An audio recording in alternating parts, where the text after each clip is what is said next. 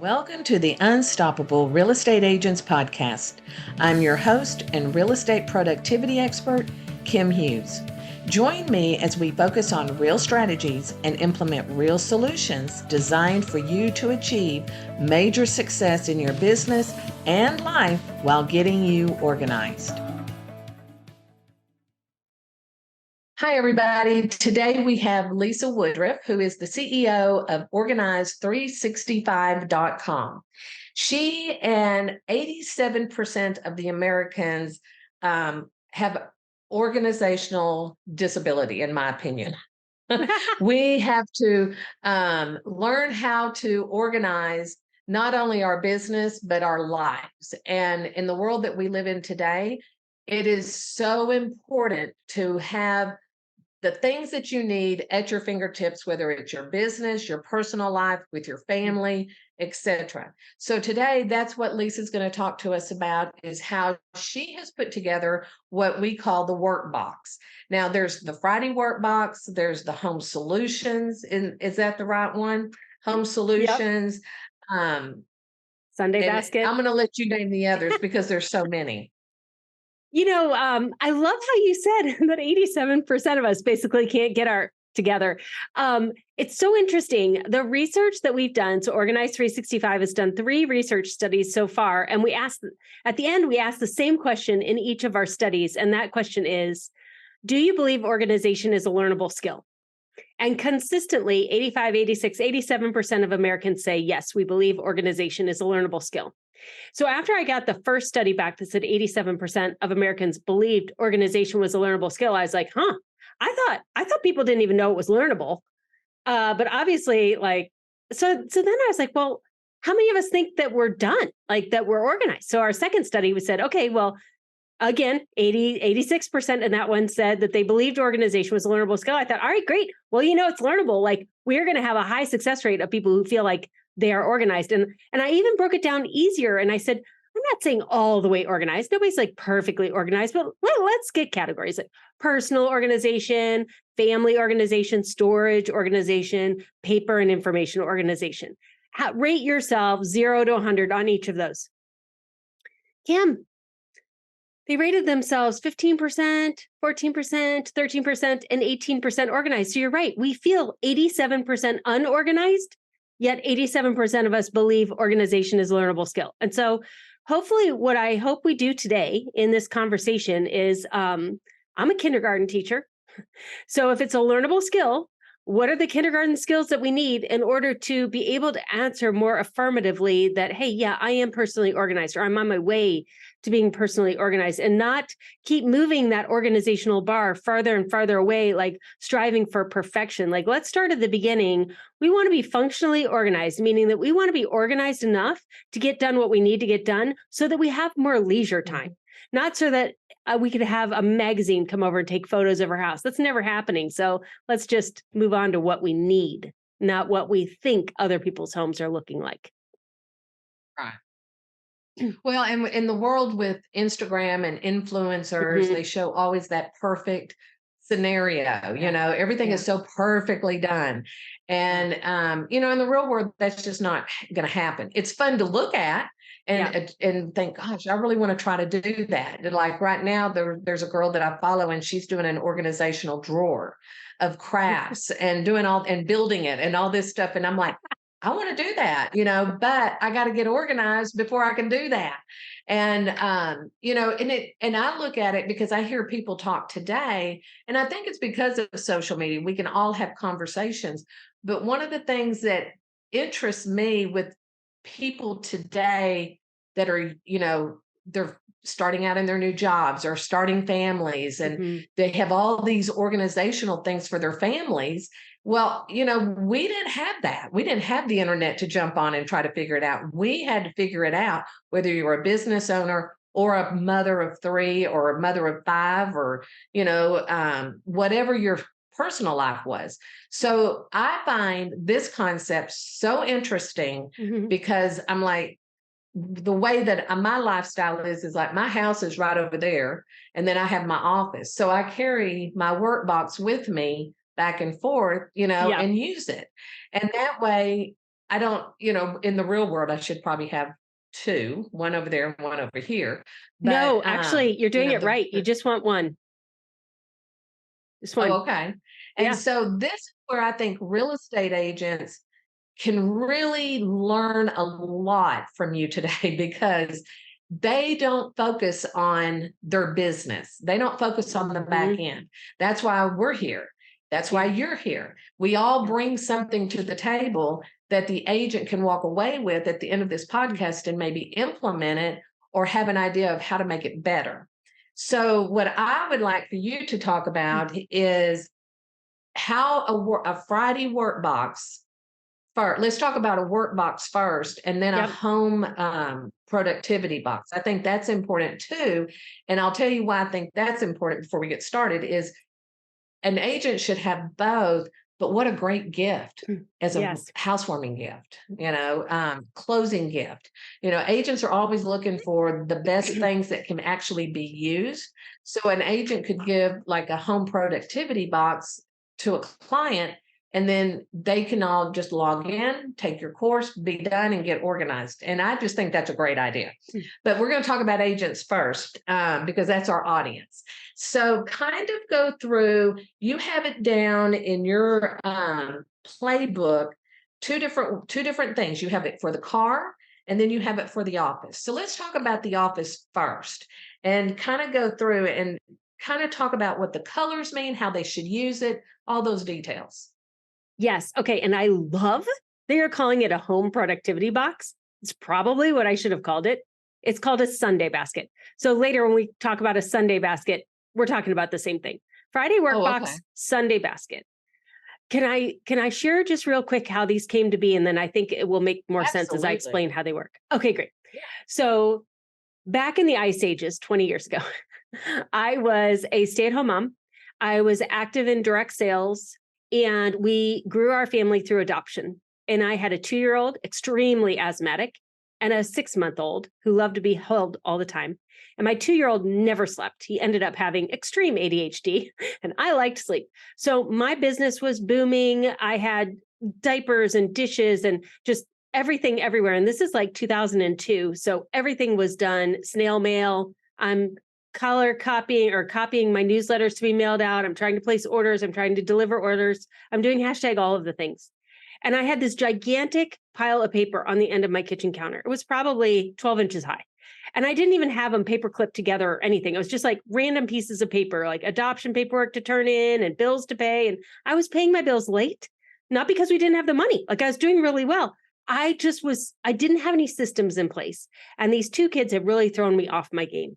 And so one night, it was a Sunday night, my son, miracle of all miracles, was asleep. Our 6-month-old was always asleep by 8 p.m. And my husband went to bed or went to watch football or something. I don't remember. But I was by myself and I had energy. It was 8 p.m. and I had energy. I was like, I am going to tackle this pile.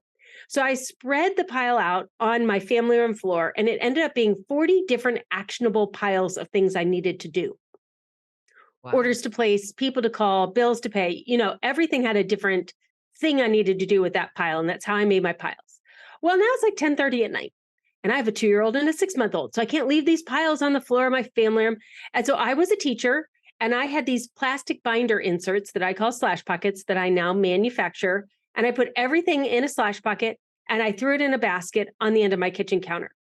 And the difference between having a pile of paper and having everything in these little clear slash pockets was night and day. Because the next day, when my son fell asleep for his 20-minute nap, I grabbed one of these slash pockets out, which was like to call people.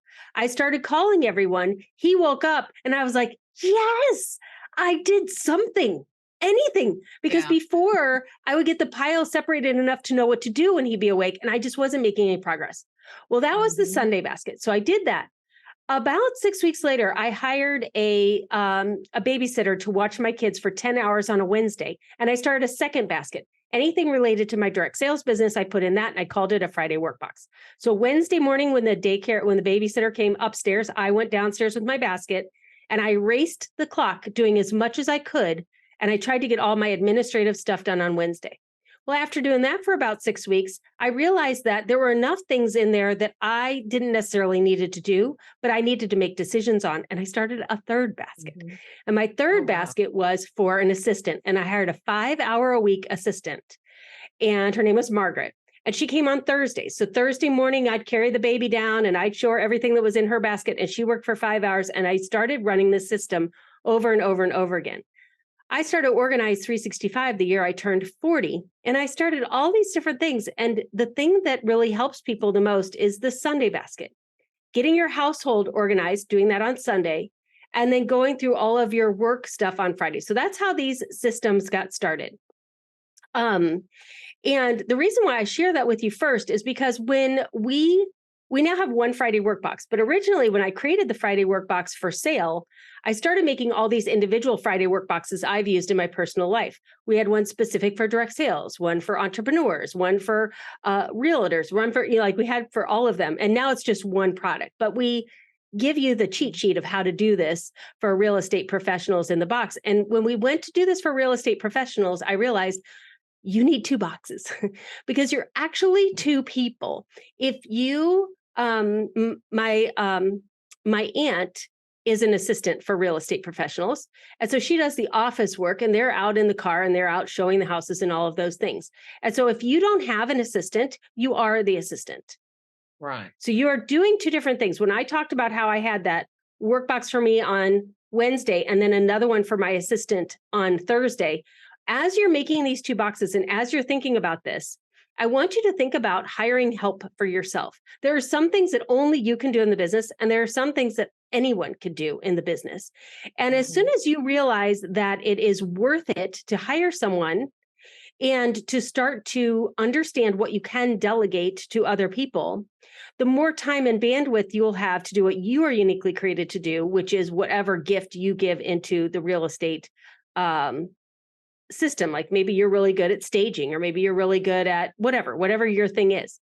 But if you're trying to do all of the things to save money, you're wearing yourself out and you actually are capping the lid where you can grow. Right. And I know you say this all the time, Kim. And I think the most interesting thing about you and about me and about women in general, honestly, is that we teach ourselves things throughout our lives. A lot of things women do, we teach ourselves through observation or asking a girlfriend, or we kind of learn it. And by the time we learn it, it becomes so second nature, we forget how we learned it. And so what we're going to do in this podcast is we're going to explain how in this profession, you need to divide yourself into 2 different ways of thinking, create some basic systems that will support those 2 ways of thinking. So then you're able to scale your business if you want to, without everything feeling like it's brand new. You know how when you, like every time I go to do taxes, I feel like I've never done taxes before and I've done it for like 30 years, right? Like, so if everything feels brand new, then you don't have a good system or checklist for that.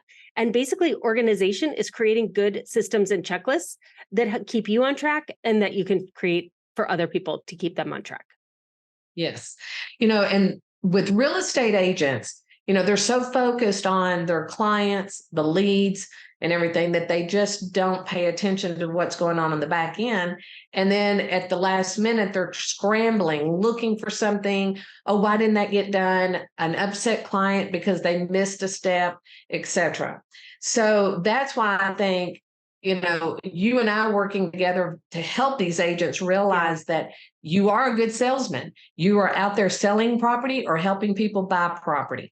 But if you do not run your business as a business, you're going to be sinking, and it's going to sink really fast. And so I always tell agents, put on your entrepreneur hat.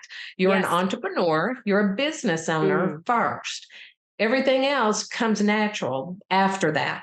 And so going through the different colors that you have, this is like a marriage made in heaven to me, with agents, because there are certain things that agents have to do on their own that nobody can help them with.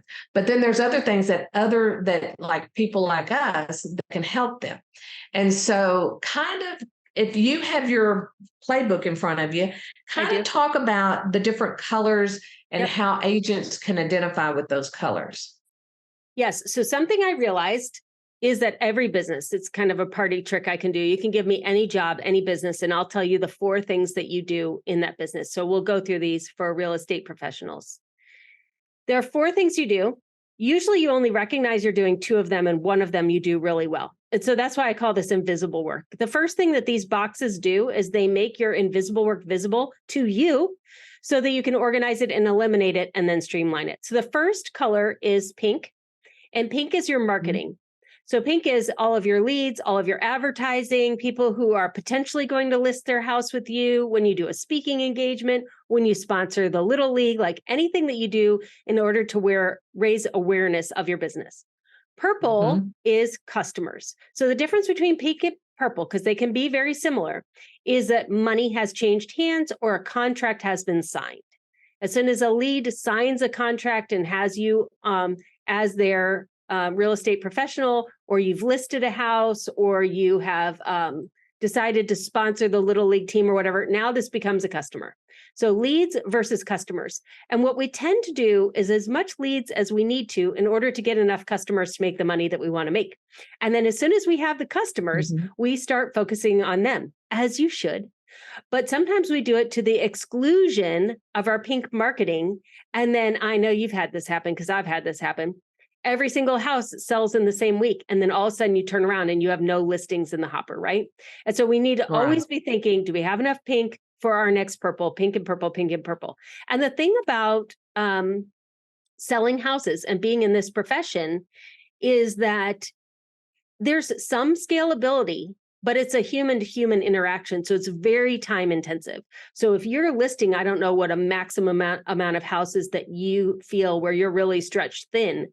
When you get to that point, you naturally don't want to do as much marketing, or you don't think about that as much because, you know, you've got 2 birds in the hand and they're so full, like you don't have a third hand. So this understanding that you need to continually be doing pink work in addition to your purple work is, if you start to observe the real estate professionals around you that are really successful, they have a really good system for continuing to get more and more leads. So I like to really, that's the real visible part of work, those 2 colors. Anything you want to say about those colors before I go to the more invisible colors?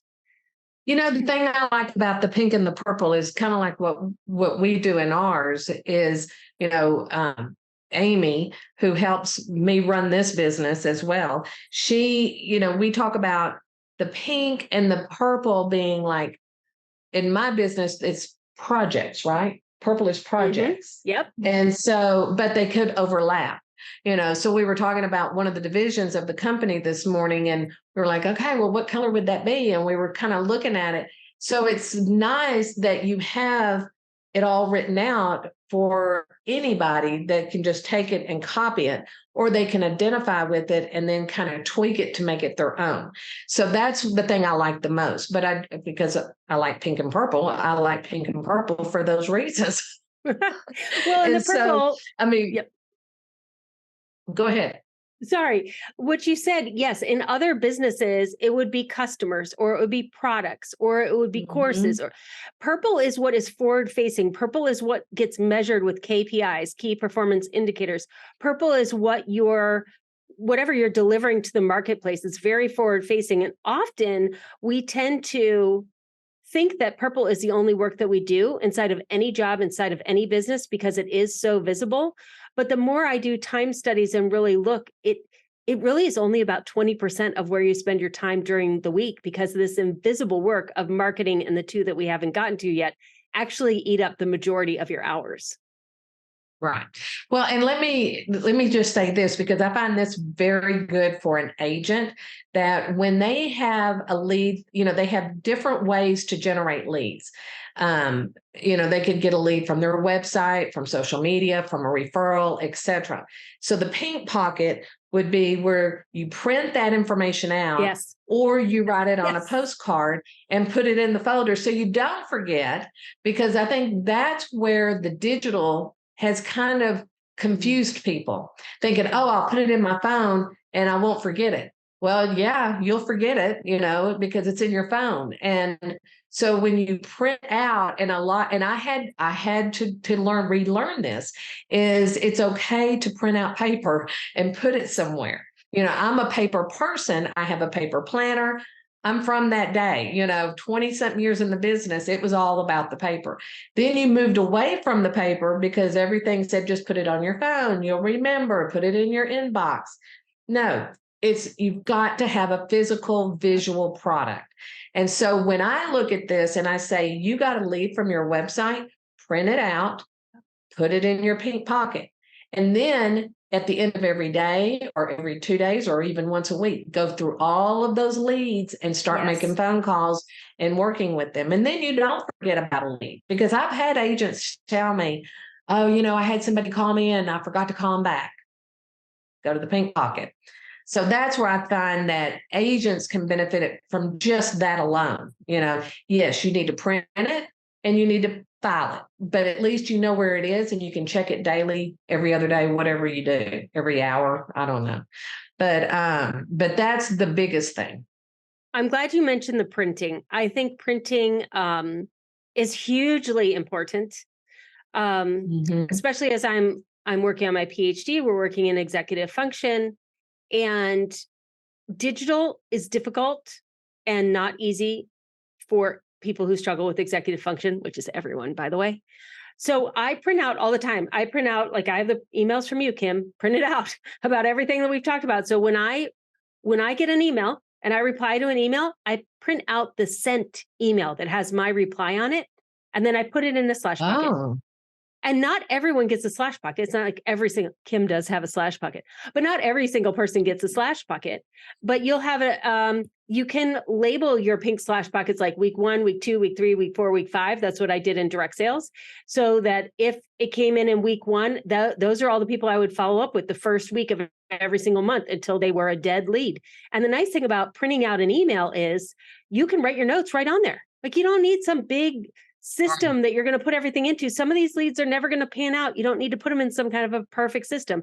And then if they do end up listing a house with you, they move over into their own purple slash bucket with their own name on it. It's a very fluid system that can keep working with you, that doesn't need to be micromanaged very much. And it just really keeps spending all of your time moving these things through. And I'll tell you what, when I was doing in-home professional organizing, which is a service-based business, more similar to what you're doing, a lead came in, like I was like calling them instantly. The faster you call people, like when they email you, that's when they're ready to talk to you. And so you call them, they're like, oh my goodness. But after you're done with that, print that out and write down your notes, because you will forget. And the better you get at this, the more work you'll have and the more you'll forget, because you'll be better. So the colors, go ahead. Well, what I was going to say is that with real estate, like if we're setting up a CRM system for an agent, we always look at, and I think this is a good way for agents to think about this while you're listening to us talk, is you have a warm lead, you have a cold lead, and a hot lead. So all of those could go into the pink pocket because you haven't really talked to them. They have not become a client yet. Right. And so that's where I think they could go into the pink pocket once you have established a conversation or you have decided to work together. That's when it moves to the next pocket.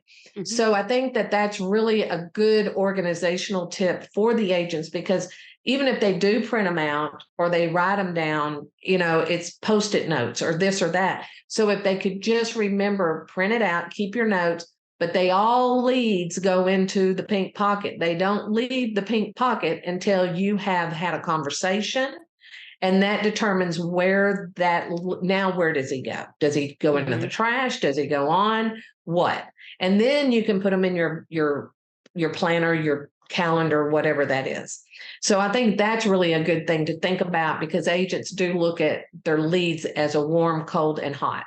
And so if anybody's out there thinking about that, that's how that pink pocket would come into play.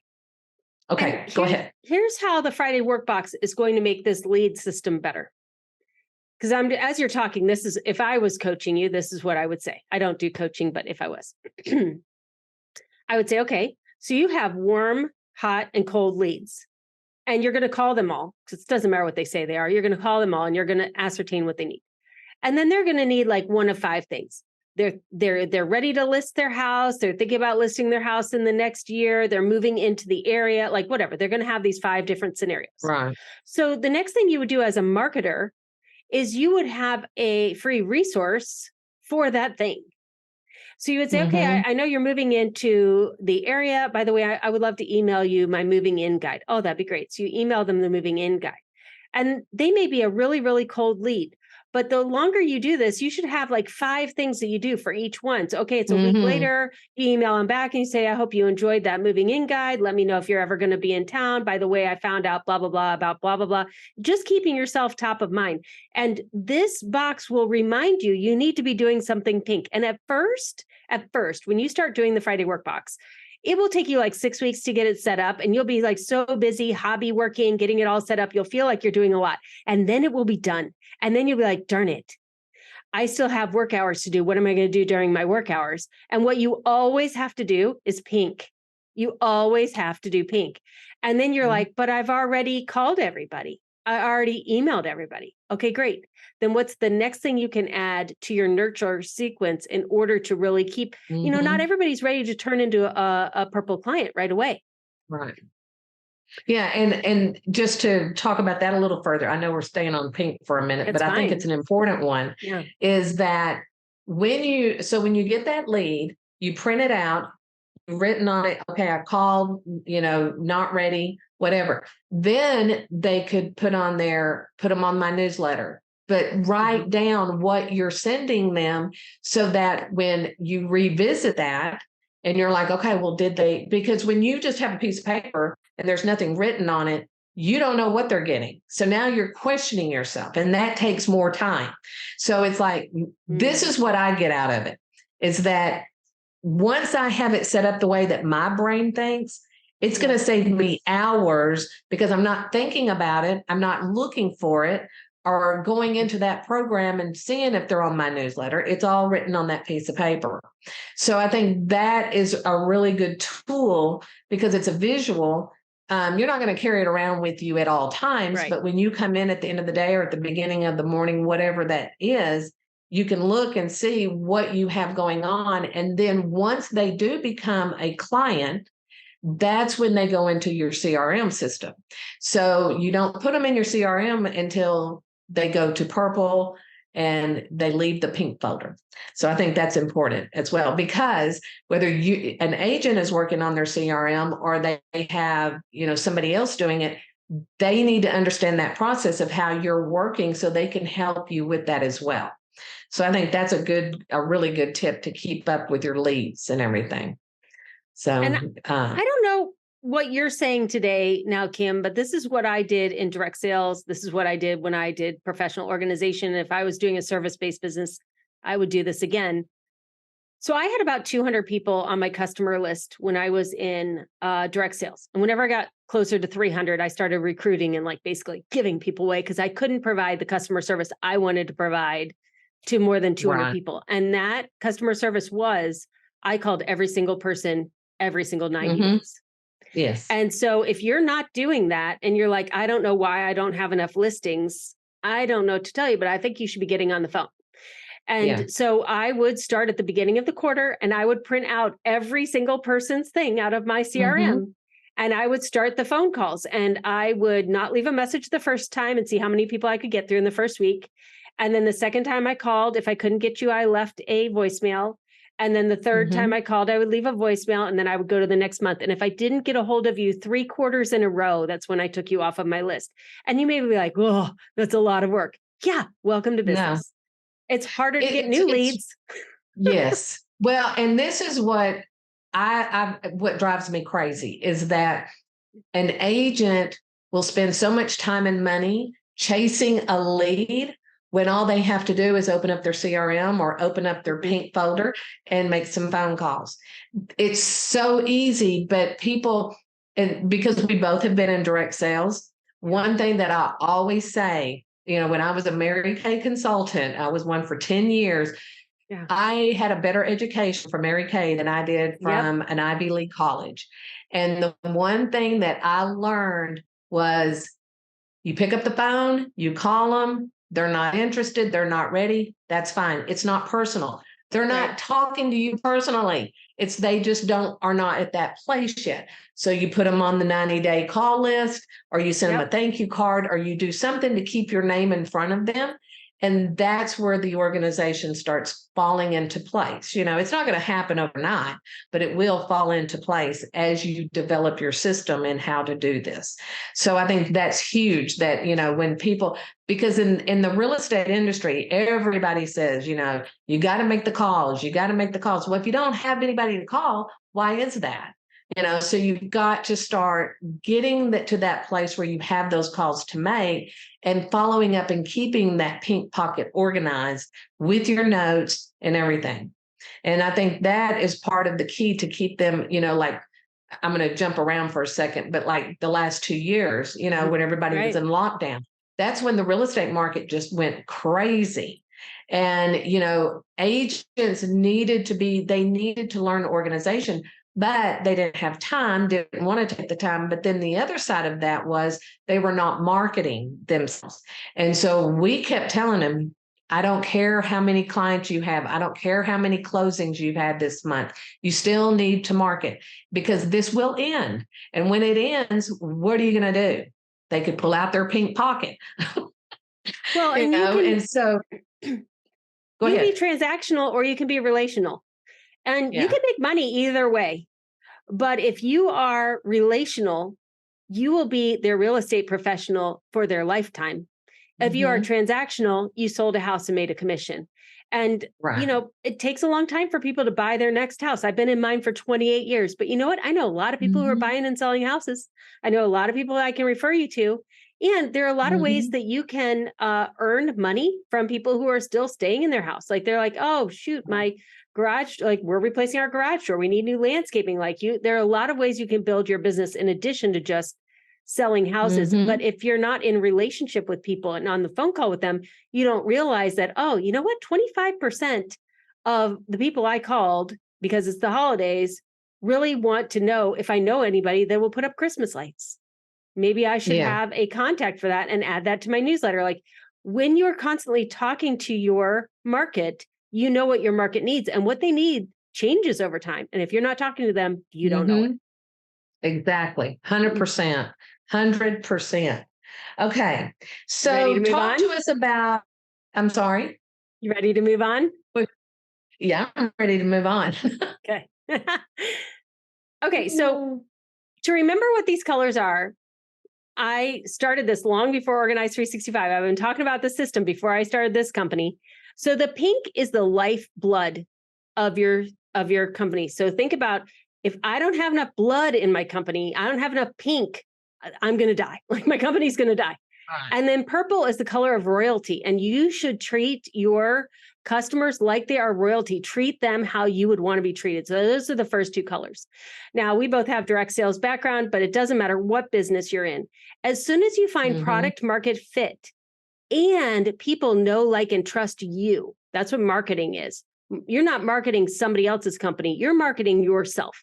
When you start to get a name for yourself and people are like, oh, you're going to sell your house, you've got to go with Kim. Kim can take care of you. That's marketing. When people are referring you, when they think of the problem that you solve. So once you start to get that and you keep doing it, you will start to grow faster than you can handle it. And it will happen pretty quickly. It does not take a long time to turn a business into a really robust business. I would say 90 to 120 days, you can definitely do it. And then all of a sudden, you've got too many houses to list and you don't know what to do. And this is when you need blue. Blue is your team. So blue are the people that are going to support you when you list the houses. They are, like I told you, the Christmas lights guy, the landscaper, the local junk king person that's going to help you clean out the house.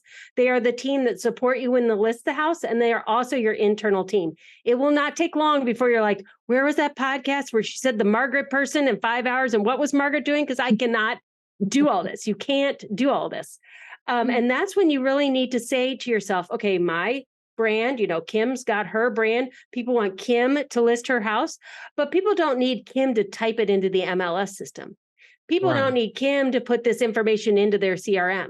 They need to talk to Kim on the phone. They need to see Kim in the house. They need to see Kim at the closing, and that's it.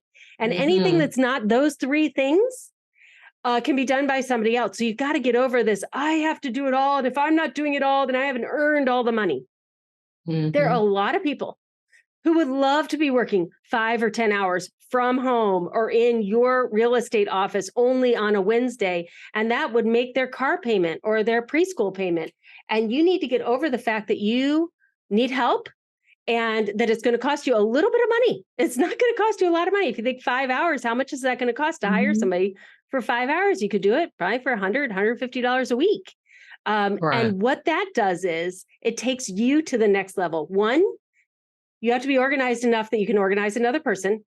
But secondly, it's going to put you back in the fire again. You're going to have to keep calling people in your pink to keep that business going because now you're paying for another person and they're relying on that money as well. And it kind of gives you that motivation to dig deeper and go deeper with your brand and not take your foot off of the gas. Right. Now, the blue, I like that because it can be your team. So let's just say you're a team leader or a broker. This is where the blue pockets would come in because then you could have one for each team member, each administrative person. You could even have one on the broker, or whoever's in that office that you're dealing with. Now, let's say you have 5 agents and you have their information sheet printed out. Well, this is where you can write little things down that are specific to them and keep up with it that way. And then maybe later on, put it into, whatever you use, your CRM on your team and everything. But when you're recruiting, what folder would you consider that to be? Would that be pink? Recruiting to your team, blue. Yeah. Because you're going to hire that position. Blue, because you're going to hire that position. You just don't know who it's going to be. Right. So that's where you would keep all your interview notes on that person. Yep. Let's say you've interviewed 5 agents and you want to sit down and remember what that conversation was. Well, you could have little clues on your sheet that identifies only what you want to know. Not everybody else, and then that would be a great way to, when you onboard a client, a team member, you could just hand that sheet over to whoever's handling the onboarding. So like with us, we handle the onboarding for a brokerage, and this is something that they do. They just send us notes. But here's the thing. I get a lot of notes, a lot of emails, a lot of text messages. And so I can see this being, just send me that sheet. And then I've got everything I need, and then we can build upon that. So I think that's where an agent or a broker or a team leader can think about, how do I use that blue pocket? It's for everybody on your team, everybody in your brokerage, and in your administrative staff. And then vendors, like you said, too, would be going in there. I like that. I like that a lot. So you mentioned email. I want to tell you a couple more things you can do with your blue. So each regular meeting that you have, which I know you guys all have a Tuesday meeting, right? Tuesday meeting has a blue slash pocket.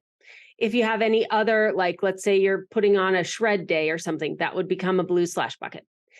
Now, I've talked to you about printing out emails, which I do. So you can print out emails. But the other thing I do is I write down every thought I have on an index card or a little piece of paper.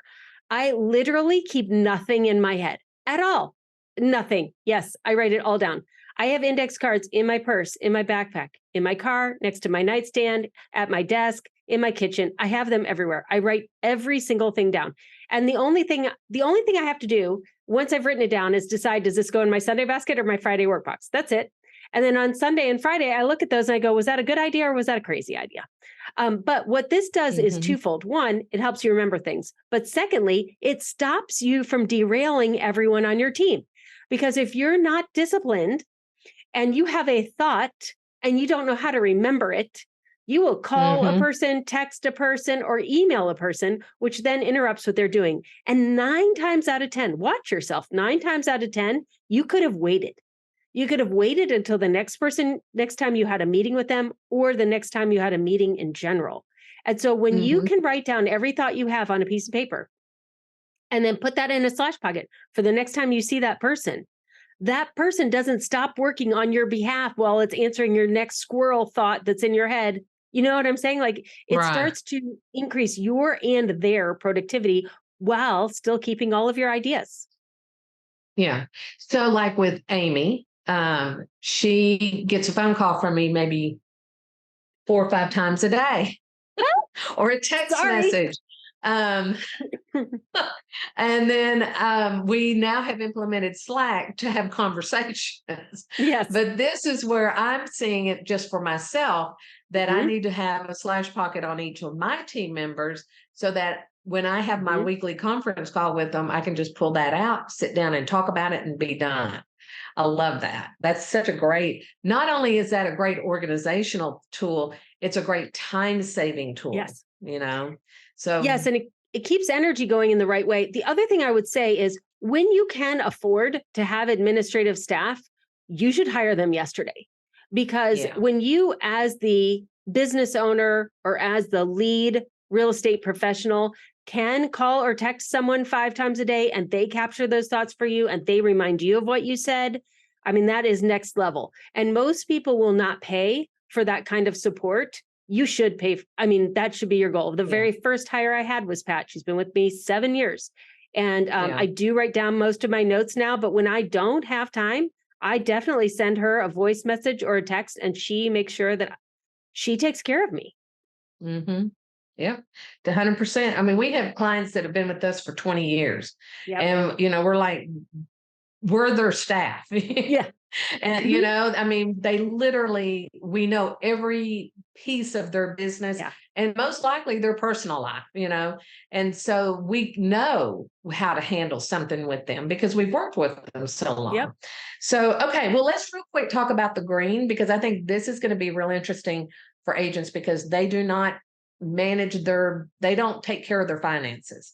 Oh my goodness, none of us do. No one does. No one wants to talk about money. Even when you're earning money, you don't want to talk about money. So back to when I was doing this in direct sales, once I realized that I needed enough pink to keep my purple going, and then I started growing my blue team, you can't forget about the pink and purple when you're onboarding or learning new team. Now you're juggling 3 balls.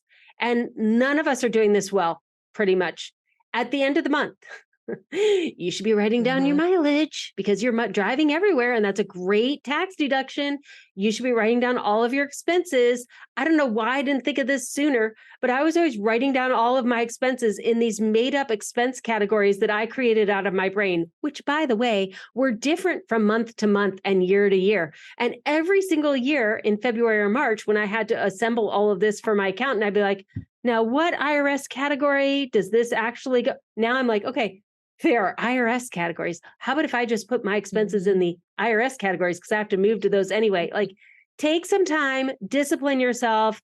First Friday of the month, whatever, first Tuesday of the month, set aside a day, block it out. This is your admin day. You need to go through the last month. What are your expenses? What did you earn? And here's what happened in direct sales. And unfortunately, I think this is what also happens for real estate professionals. You aren't making any money. You think you're making money. You're working hard. You're working all the time. You're everywhere. You're doing hashtag all the things. You even have listings, like you have house listings and they're selling. You're making money. No, you're not.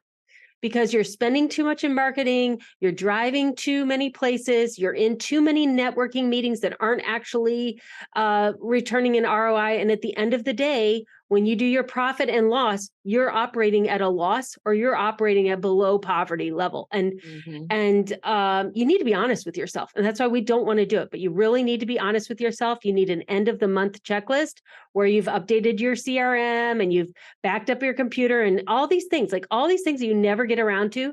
You need to make a big old list and you need to set out a day each month that you do all of those things. And then as soon as humanly possible, have your assistant doing all of those things for you. But once you see it in black and white that you're not making money in July, instead of finding out the next April that you weren't making money the whole year, I mean, I know we don't want to hear it, but it's true. We spend more than we make and we're playing business. We're not actually profitable. Right. I totally agree with that. I have a client. This is something that's typical with the agents. They get a phone call from a salesperson saying, hey, I've got the greatest product for your business. It's only going to cost you $49 a month, but we're going to bring you all these leads. Well, we have worked with clients going through like literally their credit card statement, looking at everything that they pay for. And then we pull together the information on that system or that program. And then we sit down and talk to the agent about it and say, you've got 3 of these, you're not using any of them. So either we get rid of them or we keep one and use it, but agents, they're on the go and they are always looking for the next thing that's going to help them. And this is where we just recently did this, like last week. And I talked about this on a podcast that we've already, one client, we've already saved them over $300 a month just in helping them identify what they're paying for and what they're not using. And so that's where that green pocket comes in, because agents need to be on top of this. Like you said, they're not making money because they have too many expenses that they shouldn't have. I mean, not my marketing, but all of the programs and the systems that I have for my business, they're very, they do a certain job. And I probably have $200 or $300 into that each month. But on the level that I run this business, some people would think, oh, she probably spends $2,000 a month in all this stuff. Well, no, because I'm very cautious at what I'm looking at, and I put my numbers together. Plus, I have a husband who's my CFO who keeps me in check. So, but that's where the green pocket, I think, would help agents identify with their money, their finances, and what they own, what they are even interested in buying, so then they can go over that with, their administrative help or their bookkeeper, whatever. So I do think that's really important. Okay. So let's talk about the workbox for the car real quick.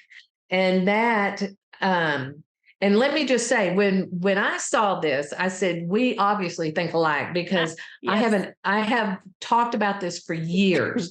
And I'm like, you have to have a box in your car. And like I said to you earlier, and it's not full of water. It's papers, it's listing agreements, it's buyer agreements, it's all the things that you need to have a mobile office.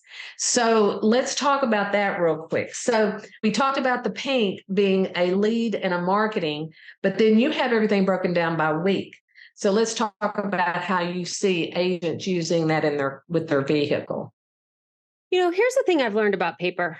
For a long time, people wanted to say we didn't have any paper. Now I think we're in the age where people are like, oh, darn, the paper's not going to go anywhere. Paper it's powerful and it gives you credibility. You are an excellent real estate professional. You know what you're talking about, and you know what your client needs to do next. They have no idea what they need to do next, and they're pretty sure they trust you, and they're definitely listening when you're talking, but they're not always retaining everything because they're thinking about all kinds of other things that you may or may not even know they're talking about. So when you are meeting with a client in person, and you need to give them information on a broker or information on staging their house or property disclosure forms or whatever, and you say, I'm going to send that to you. They're thinking to themselves, are you really? Are you really going to send that? So they're wondering if you do. And sometimes it takes you a while to send it. Let's be honest. And sometimes you forget to send it. Secondly, not everybody has printers. I have a really big printer and I use it like crazy at home, work, everywhere. But especially if you're working with millennials, they don't even have printers. So if you send them something that needs to be printed out, it's never going to be printed out because they don't even have a printer. Right. So they're like, great, she's going to send me this or he's going to send me this. How am I going to get it printed out? So if you can, when you're talking to your client, say, hey, you're going to need this brochure, and here's information on staging, and here's the broker I'm talking about, and here's the property disclosure form, and you're grabbing these things out of your car, and you're handing them a pile of paperwork. You may think to yourself, I don't want to give them clutter. And your client is thinking, oh, good. I only want 2 of these 4 things, but now I don't have to wait for an email, print out an email, hunt it. They walk into the house and recycle 2 of them on their way, but the other 2 are now actionable to do on their kitchen counter. And that's how they know they're going to remember to get it done, because it's sitting on their kitchen counter, not stuck on their phone, or they're waiting for it somewhere. So it really just gives you more authority and credibility when you can produce these pieces of paper right on the spot. I totally agree with that, 100%. I tell agents all the time, I said, everything that you need at at your fingertips should be in the box, in the car. And then the ice chest with the bottled water and the juice packs and all that. But you have to have a mobile office. So for those that are listening and hear us talking about this, we do have an episode. It's episode 12 of the podcast. It's called How to Create a Successful Mobile Office.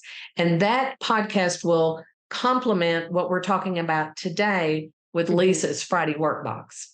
Okay, so let's talk about how do you see, well, let's talk about how they can get their own system and then what follows after they get the system, because I think that's really important that they know that once they buy the system, they have support in how to keep up with that system, because you offer those calls, those videos and everything all the time. Like we just did a planning day with you.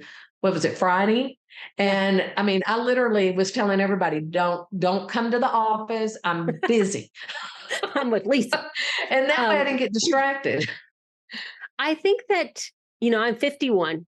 So I have had plenty of jobs in my lifetime. I was an elementary school teacher in direct sales. I've started and owned my own entrepreneurial company that has scaled to W-2 employees with a warehouse and products and lawyers and all of the things.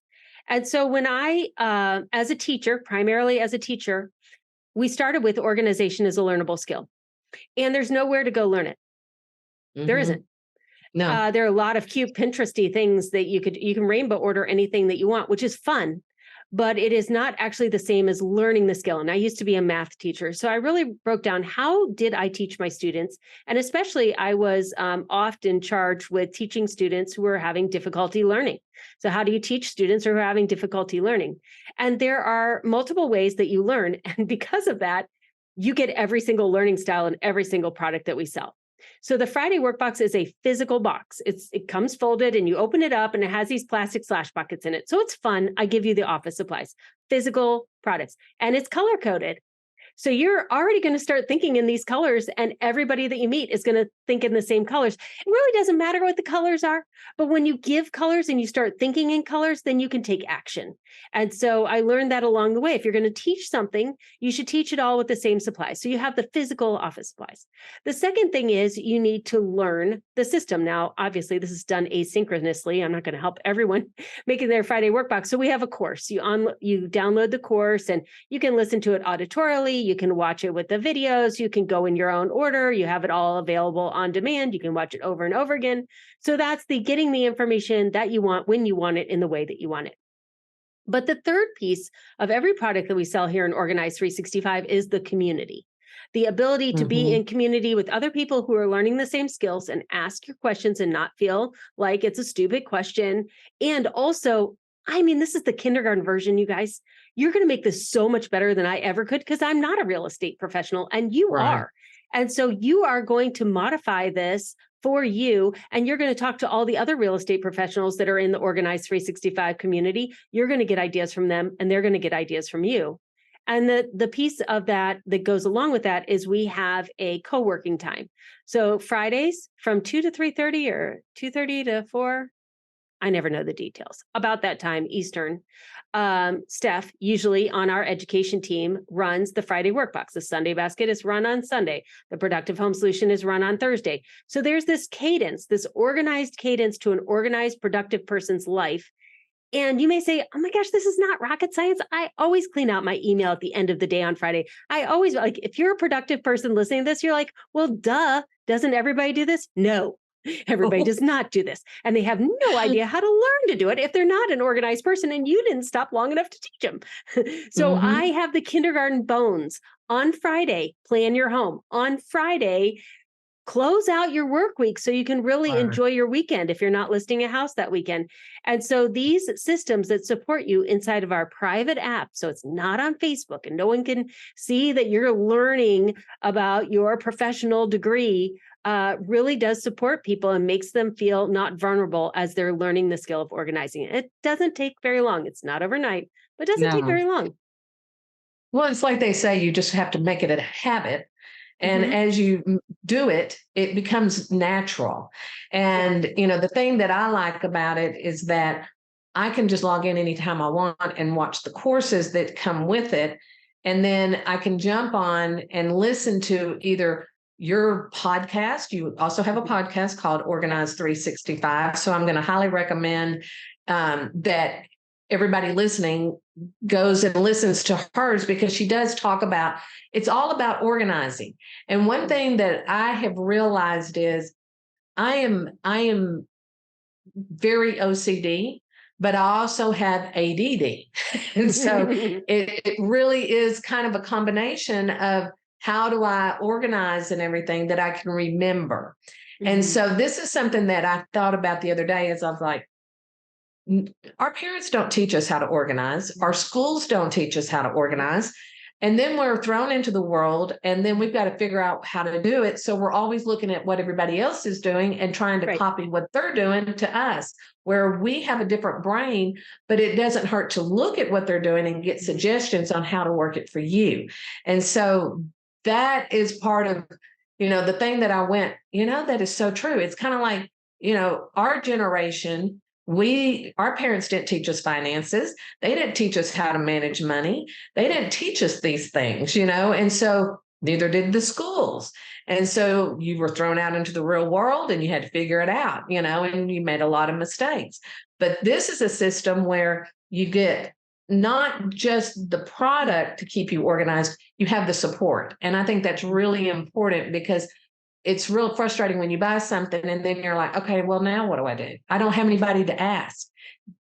That's part of the Organized 365 that y'all can do, is tap into those resources to get that support and to maybe get the guidance, that you might need on how to do it for yourself. Instead of following a cookie cutter system, you can change it any way you want. Did that make sense? Yeah. Can I mention something about the ADHD also? I would love that. Okay.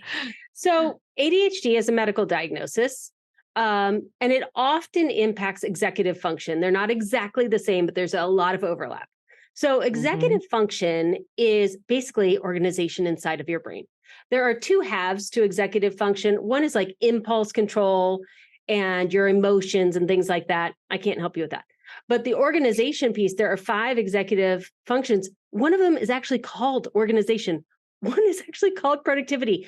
And so these time management, if you feel like, whether you are or not diagnosed with ADHD, this idea of being able to, inside of your brain, understand all the bazillion, trillion, million things that you have going on, which is getting more and more and more every single day because of the world that we live in. We're in a very ADD life. Yes. And you are amazing at many, many things that you're doing, and you're doing a lot of them well, but you're evaluating yourself on the 1 or 2 that you didn't get done well. And I, as a teacher, don't like that for you. Right. And so when I say writing down every thought that I have and then putting them in the proper box, that helps your working memory.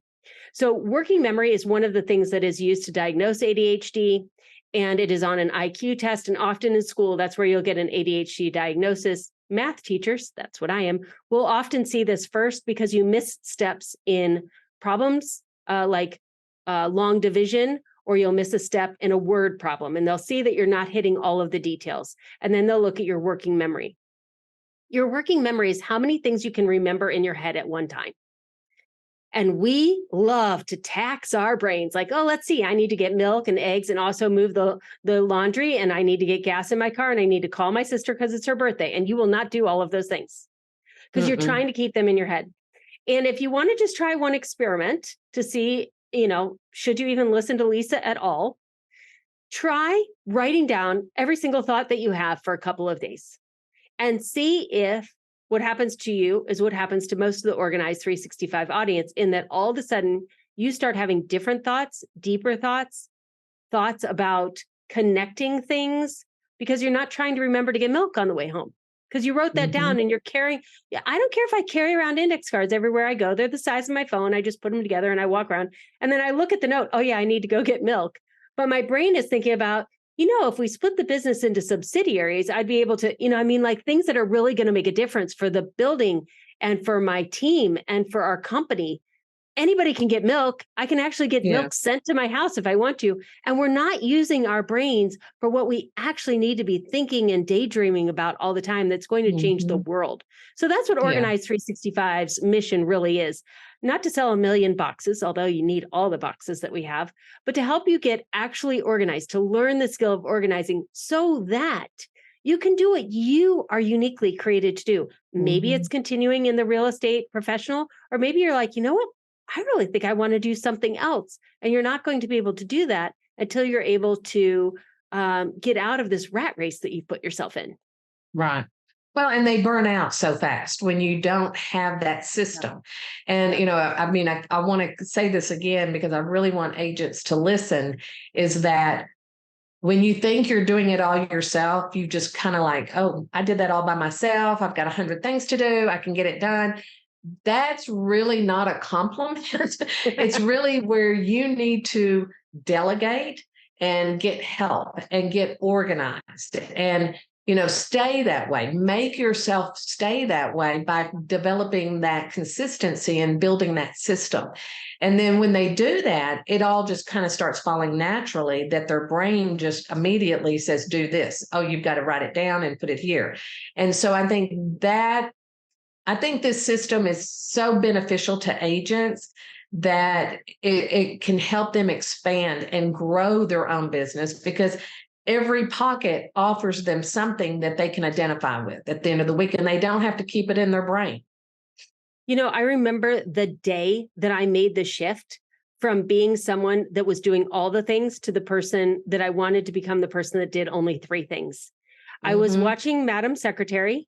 I love that show. I do too. And she was always, Blake is taking care of it, her team is taking care of it, and she's doing whatever she needs to do. And I thought about it, I thought, you know what? I can't remember where I heard it or if it was on that show, but it was about that same time. The president of the United States never responds to a text message or a ding. Like people just bring him information, so far him, Right. but bring the president information, and then they are able to be fully present in whatever they're in.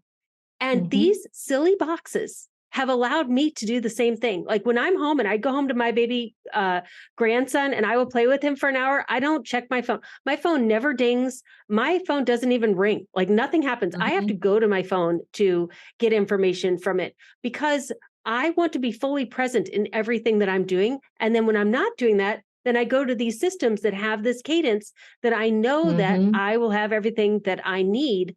But I used to like 12 years ago, I just thought it was so cool. The person whose phone was constantly dinging and ringing and they were so Yeah. busy and like they were so in need. And now I think it's so cool when I can go out and have breakfast with somebody and neither of our phones make any noise and we have a great breakfast and we get in the car and I just move to the next thing and my day Hmm. is orchestrated and I just do everything in that day and know that I've gotten everything checked off. Without that, it's a different kind of adrenaline. Like you're running on Right. adrenaline when you're going for what else, what else, what else. And you have to learn to work through that. Oh, there's not enough work here. There's not actually solid work here until you get on the other side where you're like, okay, my day is fully scheduled out and everything I'm doing is meaningful and everything is going to move the needle forward. 100%. Totally agree. Talking about the phones, everybody tries to keep everything in their phone, and I've tried it, and I forget about it. I mean, I Yeah, literally can't even use the notes in my phone I because, can't I'll either. make a grocery list and I'll still write it down on a piece of paper and take it with me and look at the paper and not the phone, but I mean, and then I know people that Mhm. totally use their phone. But it was kind of like I was at one of my grandchildren's event last week and I'm sitting there, I have my phone, I never turn it on. You don't turn on the ringer. I just don't listen to it. No, I don't either. And while we were sitting there, I had my grandchildren, they were out there doing their thing, and it was a practice, it wasn't a big deal. They were there practicing. But I was watching people, the children around them, going, Mom, Dad, watch, Mom, Dad, watch. And I would look over to see who they were talking to, and every parent was in their phone. Nobody was watching their kids. Nobody Yeah. was, what were they doing in their phones? I don't know. But I would think that they were probably checking messages, texting back and forth, Yeah. making a list, and all of that. So if you're already organized, like with this system, you gives can so go much and time. be present for those children who are starving for your attention. And so, to me, I felt so bad for those little kids. And I just wanted to go up there and pop them on the back of the head and to tell those parents, pay attention. But also, Kim, full-time parenting is exhausting, remember? Ugh. It is exhausting. And I mean, like, and you know what?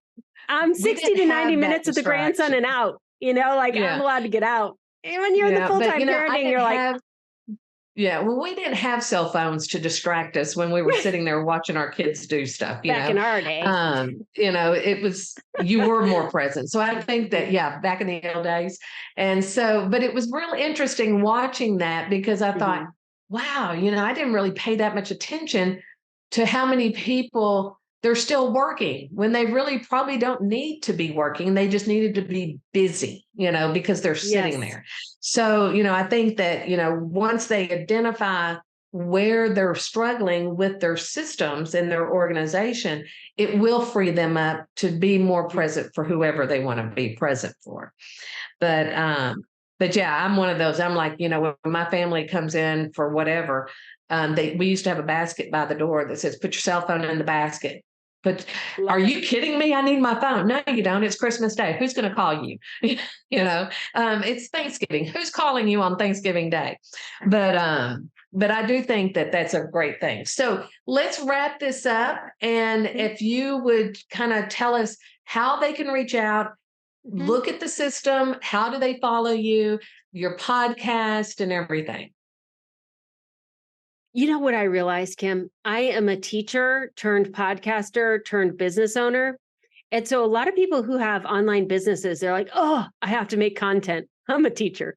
There's so much content, you will drown in the amount of content I have. So actually today, the podcast is 9 years old.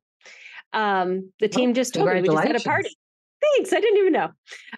But one of the things, because it's 9 years old and I have, 1 or 2 episodes per week, there are a lot of episodes. So if you're in iTunes, if you listen in iTunes, I have a bunch of playlists, and there's a Friday Workbox playlist, and that will just have podcasts related to setting up a workbox like this. Otherwise, you could just head on over to the Organize 365 feed, find whatever. If you like 2 or 3, if you liked this podcast, you'll probably like those.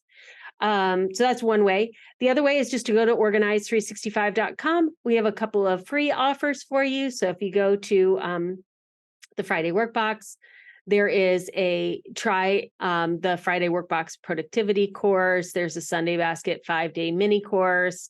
Depending on when this comes out, we have all kinds of blitzes. Like in November, December, we'll have the holiday blitz where we help you get your holidays organized. That's something free we put on as well. That's cool. I like that.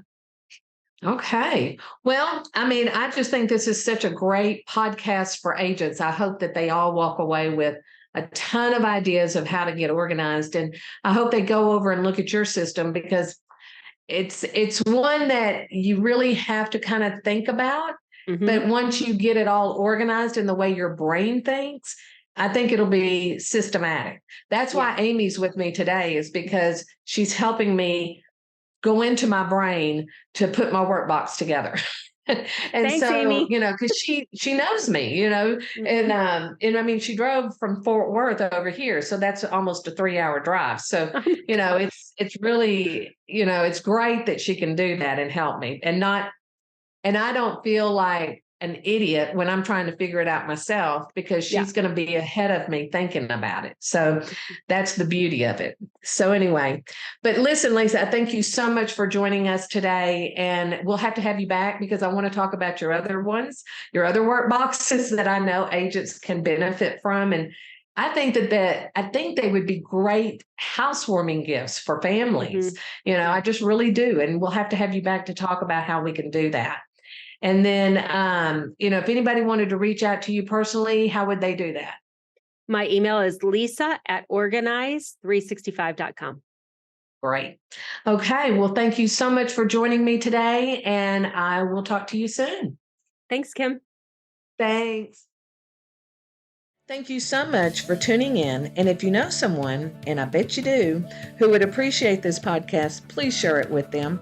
As a reminder, this podcast can be delivered directly to your favorite device by using the subscribe links you can find in the show notes below or over at unstoppablerealestateagents.com. Remember, it takes as much energy to wish as it does to plan. Have a great day.